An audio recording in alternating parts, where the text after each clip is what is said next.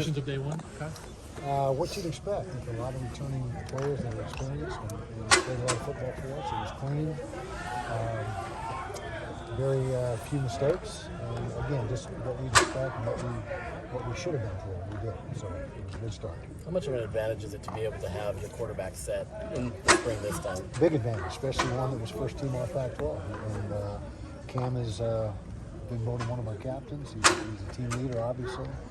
And he is our guy, and it's great to have that situation. It sure beats the alternative. Is there a different vibe among the players when you know who the QB is going to? I don't know about a different vibe, but there's a lot of confidence, and they believe in Cam. He's a winner, and he rallies the troops, which is what your quarterback will do. Want your quarterback to do. Is it weird to not have Brayton Covey suited up for you? Yeah, that's the nature of college football. You get players that move on every year, and got to replace him, but Britt's been here for a while and been such a integral part of our team. And not have him out here was strange, but we've got to move forward. When you have, spring camp and you've got a lot of returning people, what is your main focus going into this? Always fundamentals and technique in spring ball. Very little scheme. We just do the base stuff, the core defense, core offensive plays, not trying to out-scheme each other, trying to get better fundamentally and technique-wise, because that always trumps scheme. That's really what it's all about. Is this typically where guys grow the most in their individual game? I'd say they grow a lot in spring football. We only got 15 opportunities, but there's a lot of growth that takes place.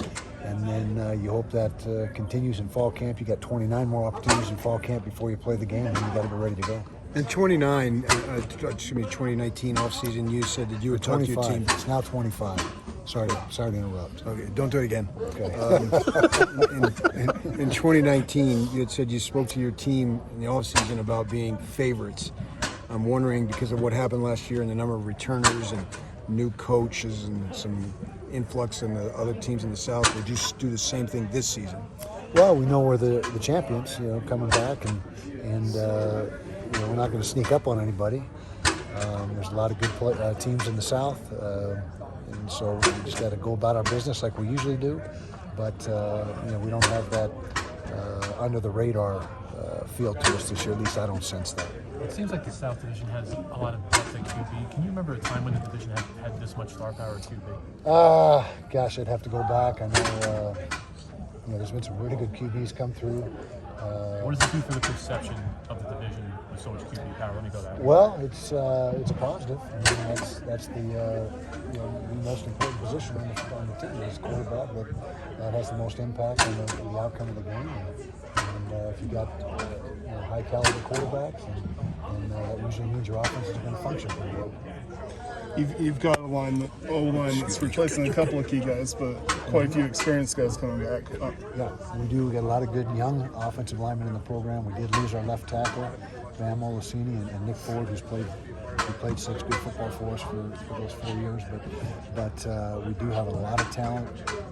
Depth is solid along the offensive line, and that's what we're coached to do, is develop that talent. And I'm sure Jim Harding will do a great job of it. One of those linemen that's coming back for you that's been kind of a rock on that line, Braden Daniels. What have you seen from him that stood out about his progression and his development? Well, he's a lot like Nick Ford in the fact that he can play all 5 spots, and that really gives us some versatility in the combinations out there. He can snap it, he can play inside or outside. So he's a guy that at a high level, and that's what you're looking for, is your best 5 guys. And with that versatility, that allows us a lot of different options. And he's a guy that is really, and he's really smart.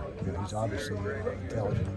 To learn all 5 spots, you got to be very intelligent. So he's one of the team leaders, and we're grateful that he's back for this year.